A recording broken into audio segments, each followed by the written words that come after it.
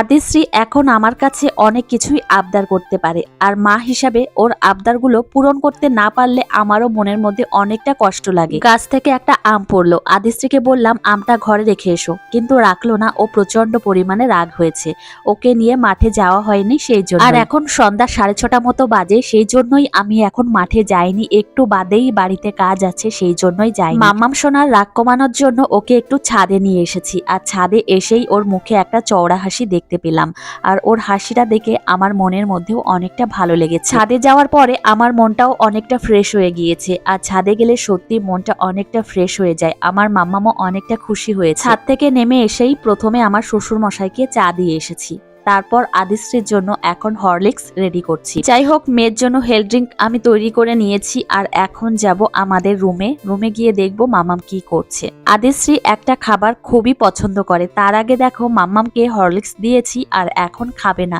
না না করতেই আছে। ওর চোখের সামনে খাবার নিয়ে গেলেই এরকম একটা রিয়াকশন করে। আর মাম্মামের পছন্দের খাবার হচ্ছে জোয়ান, আর আমাকে হাতে দিল, আমারও খুব ভালো লাগে খেতে।